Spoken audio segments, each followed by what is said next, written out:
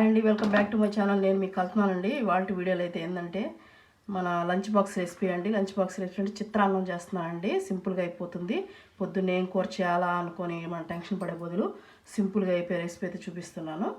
మా పిల్లలకు కానీ పెద్దలు మన ఆఫీస్కి కానీ పెట్టుకుని వెళ్ళొచ్చండి. చూశారు కదా, నేను దానికోసం ముందుగా పొడిగా అన్నం వండేసి చల్లార్చి పెట్టేసుకున్నానండి. చూశారు కదా, ఇలాగ పొలుకులుగా వండేసుకొని పక్కన పెట్టేసుకోవాలి. ముఖ్యంగా దానికోసం కావాల్సింది రైస్ కదండి. రైస్ పక్కన పెట్టేసుకొని నేను చల్లార్చి పెట్టేసుకున్నానండి. దానికోసం నేను ఇదిగోండి చూడండి, ఒక పెద్ద ఎర్రగడ్డ సన్నగా కట్ చేసుకున్నానండి. ఒక చిన్న టమాటాకాయ సన్నగా కట్ చేసుకున్నాను. అల్లం ముక్కలు, పచ్చిమిర్చి, కరివేపాకు, కొత్తిమీర ఇవన్నీ రెడీగా పెట్టేసుకున్నానండి. తరిగి సింపుల్గా అయిపోవాలి కాబట్టి ఇవి రెడీగా పెట్టేసుకున్నాం అంటే మనకు తొందరగా అయిపోతుంది. సరేనండి, ప్రాసెస్లోకి అయితే వెళ్ళిపోదాం. స్టవ్ అంటించేసి బాణలు అయితే పెట్టేసుకున్నానండి. బాణలు పెట్టేసుకొని మనం ఆయిల్ తగినంత వేసుకుందాం. నేనైతే 2 స్పూన్లు వేసుకుంటున్నానండి.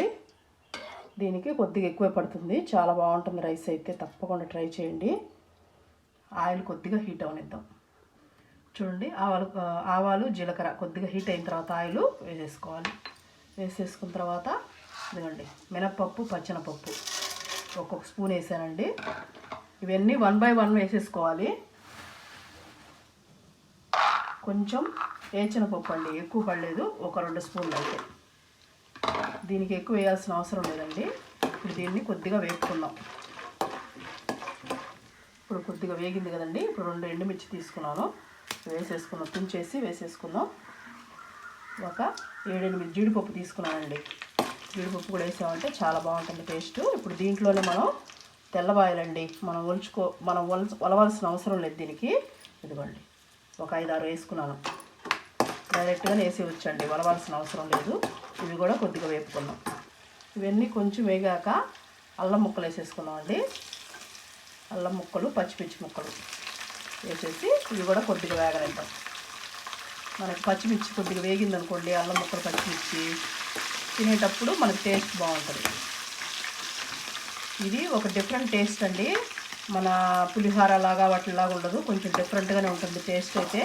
మెథడ్ అయితే అలాగే ఉంటుంది, కొద్దిగా పులిహోర అలాగే అన్నీ, కానీ టేస్ట్ అయితే వేరేలా ఉంటుందండి. తప్పకుండా ట్రై చేయండి. ఇది మన ఛానల్లో ఇంకా మంచి మంచి రెసిపీస్ ఉన్నాయండి. స్వీట్స్, హాట్స్, ఇలాంటి లంచ్ బాక్స్ రెసిపీస్ చాలా ఉన్నాయి. ఎవరైనా ఇంట్రెస్ట్ ఉంటే చూడండి. చూసి మీకు నచ్చినట్టయితే ఛానల్ సబ్స్క్రైబ్ చేసుకోండి. సరేనండి, ఇప్పుడు మనం ఇది వేగింది కదా, ఇప్పుడు ఆనియన్ వేసేద్దామండి. ఆనియన్ కూడా వేసేసి మనం సన్నగా తరిగి పెట్టేసుకున్నాం కదా, ఇది కూడా వేసేసి మనకి కొద్దిగా ఆనియన్ కూడా వేగాలండి. ఇప్పుడు ఆనియన్ కూడా కొద్దిగా మగ్గిందండి. ఇప్పుడు మనం సన్నగా కట్ చేసేసుకున్నాం టమాటాలు, ఇవి కూడా వేసేసి కరివేపాకు కూడా వేసేద్దాం. కొత్తిమీర కొంచెం వేద్దామండి, కొంచెం పైన నుంచి వేసుకుందాం. చూసారు కదా, ఇప్పుడు మనకి టమాటా మెత్తబడే వరకు కుక్ చేసుకోవాలండి. టమాటా బాగా మెత్తపడిపోవాలి. దీంట్లోనే మనం పసుపు వేసుకుందామండి. ఒక 1/2 చెంచా పసుపు, కొంచెం ఇంగ వేసుకుందామండి. కొద్దిగా సరిపోతుంది, ఎక్కువ అవసరం లేదు, చాలు. ఇప్పుడు మనకి సాల్ట్ కూడా వేసేద్దామండి. సాల్ట్ కూడా వేసేస్తే మనకి తొందరగా టమాటా మగ్గిపోతుంది. చూడండి, నేను సాల్ట్ కూడా వేసేస్తున్నాను. నేను రైస్లో కూడా కలిపి వేసేస్తున్నానండి. ఒకవేళ మనకి అప్పుడు చాలకపోతే కలుపుకున్న తర్వాత రైస్లో చాలకపోయినా పైన నుంచి వేసుకోవచ్చండి సాల్ట్. సరేనా, ఇప్పుడు బాగా టమాటా మెత్తబడే వరకు కుక్ చేసేసుకుందాం. ఇప్పుడు మనకి టమాటా బాగా మెత్తబడిపోయిందండి. చూడండి, అన్నీ బాగా కుక్ అయిపోయింది. ఇప్పుడు మనం రైస్ పెట్టేసుకున్నాం కదండి, ఉడకబెట్టేసేసి ముందుగానే దీన్ని అయితే వేసేసుకుందాం. అన్నం చల్లార పెట్టేసుకోవాలండి పూర్తిగా, అప్పుడే మనకి బాగుంటుంది. చూసారు కదా, వేసేసుకొని ఒకసారి బాగా కలిపేసుకోవాలండి.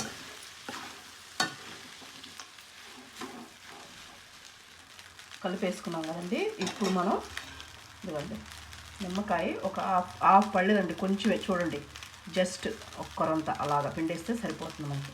ఎక్కువ మనం పిండాల్సిన అవసరం లేదండి. ఇప్పుడు మనం ఒకసారి బాగా కలిపేసుకుందాం. కొత్తిమీర కూడా వేసేసుకుందామండి. కొత్తిమీర కూడా వేసేసుకొని ఫైనల్గా కలుపుకునేద్దాం. ఈ రైస్ అయితే మా పిల్లలు స్కూల్కి వెళ్ళేటప్పుడు చాలా బాగా చేయించుకునేదండి. ఒకసారి చేసి పెట్టాను, అప్పటి నుంచి చాలా బాగుంది, టేస్ట్గా ఉంది, ఇదే చెయ్యి అని చెప్పేవాళ్ళు. అంత బాగుంటుందండి. ఇది ఒక డిఫరెంట్ టేస్ట్ అండి, తప్పకుండా మీరే తెలుసుకుంటారు. టేస్ట్ చేయండి ఒకసారి వండుకొని. సరేనండి, ఒకసారి దీన్ని బాగా కలిపేసుకొని మనకి ఇప్పుడు ఉప్పు తక్కువ అయితే వేసుకోండి ఈ టైంలో. నాకైతే సరిపోయి ఉంటుందని అనుకుంటున్నానండి, చూస్తాను. అయినా కానీ